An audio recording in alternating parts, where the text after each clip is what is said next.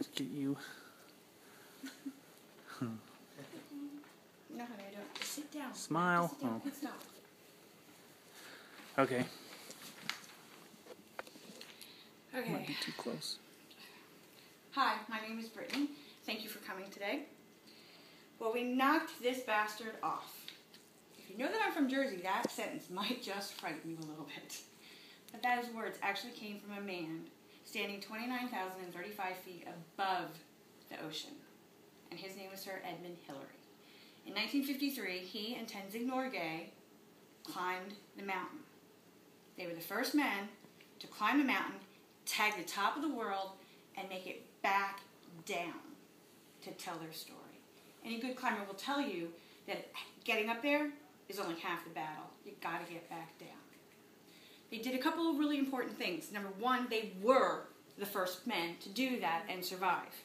But number two, today, to this very day, 59 years later, their route is still used by the majority of climbers that climb Mount Everest. Most people don't realize that and they don't think about that.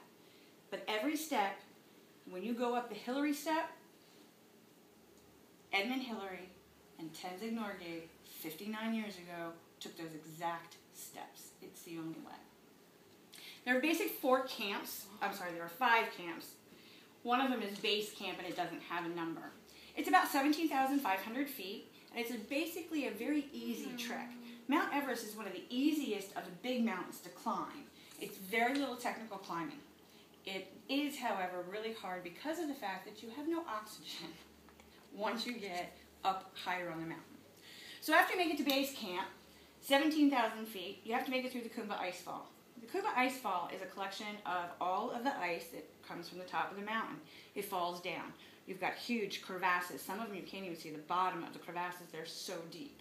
And then you've got huge pillars that are right next to it of 30 and 40 feet sculptures of ice that were created by nature. You've got to make it through there.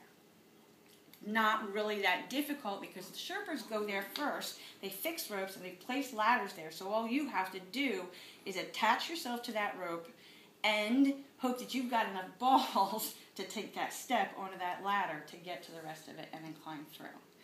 That'll take you to Camp 1. Camp 1 is at 19,500 feet. It is right below the Western Cone. So when you get to Camp 1, you're looking at what looks to be a really easy climb. Coombe is the Welsh word for valley. So it's just this big ice field, and it's a big basin, and it looks really easy, except that it works like a convection oven. You are surrounded on all sides by ice that is now reflecting the heat of the sun. So you go from temperatures and having to put on all kinds of layers of clothing to stripping down to practically a t-shirt, and you're still roasting to death. But you still have on crampons, you're still carrying an ice axe, and you are still carrying a huge heavy pack. You're also starting to feel more of the efforts of the fact that you have no oxygen.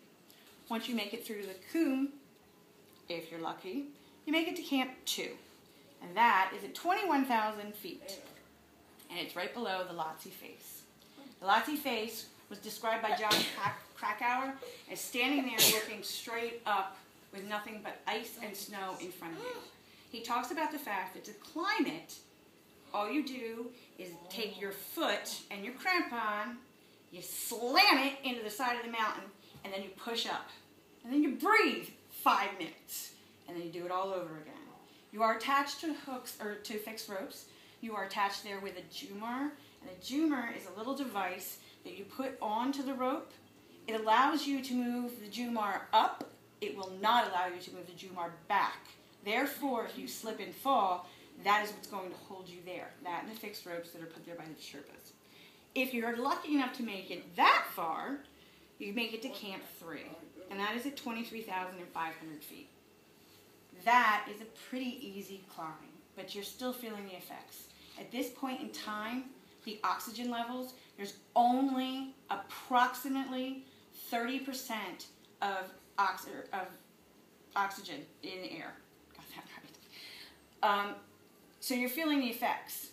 And now all you have to do is make it to Camp 4. And that's at 26,300 feet. 26,000 feet is called the death zone for a reason.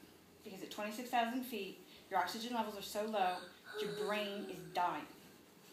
You cannot sustain enough energy, so your body is literally eating itself alive to get enough energy to walk from here to there without passing out. If you're lucky to get that far, now you push for the summit. You'll start about 2 o'clock in the morning. You start in the dark, complete darkness without nothing but a headlight. You have other people, so there are other headlights, but you're usually far enough apart that the only thing you see is what your headlight is illuminating in front of you. You have until 2 o'clock that afternoon to get to the summit. That's the turnaround point. If you're not there, you turn around and get down, because otherwise you're likely to die on that mountain.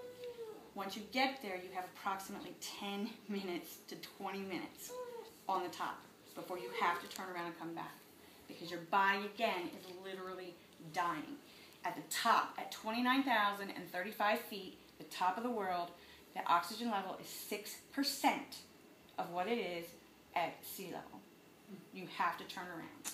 Then you have to go all the way back down and go through it all again.